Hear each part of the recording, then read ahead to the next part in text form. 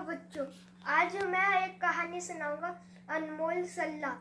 तो एक दिन महाराज कृष्णदेव राय अपने घर में बैठे रहते, तो उनके दरवाजे पे खटखट की आवाज आते, तो वो दरवाजे की तरफ जाके खोलते हैं।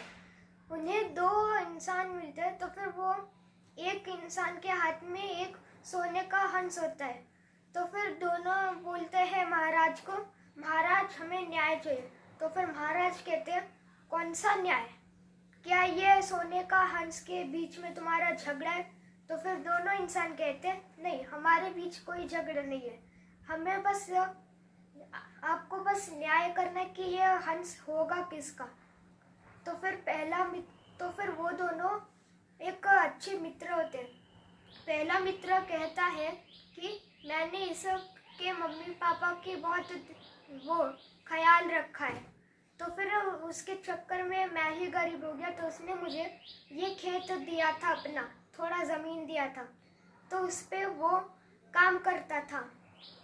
तो फिर उसे थोड़ा बहुत पैसा तो मिल गया था, पर फिर उसने जब एक दिन खुदाई की, उसे एक सोने की हंस मिली। तो फिर उसने अपने दोस्त से कहा कि अरे, ये तो तुम्हारी ज़मीन से निकला है, यह हंस तो तुम्हारी हुई ना।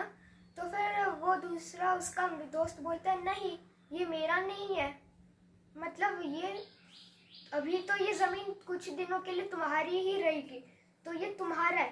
तो जो दोनों राजा के पास आए थे और उन्होंने ये पूछा था, तो राजा ने मंत्री को बुलाया था और उन्होंने बोला था कि इसका क्या करना चाहिए।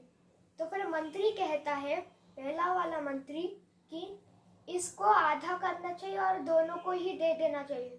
तो फिर राजा कहते हैं, मूर्ख, अब ये दोनों ही पूरा नहीं ले रहे, तो फिर आधा क्या लेंगे।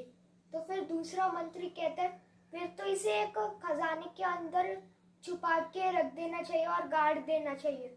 तो फिर राजा कहता है, ये तो मुझे पता है, पर ऐसा नहीं करना चाहिए। तो फिर तेनालीराम आते, वो कहते हैं कि इसे तो बेचकर पैसे कमाया जा सकते हैं, फिर इससे हम एक हंस का बगीचा भी खोल सकते हैं, जहाँ पर एक तालाब होगा, जहाँ पर हंस तैर रही होंगी। तो फिर सभी लोगों ने कहा, बहुत अच्छा आइडिया है,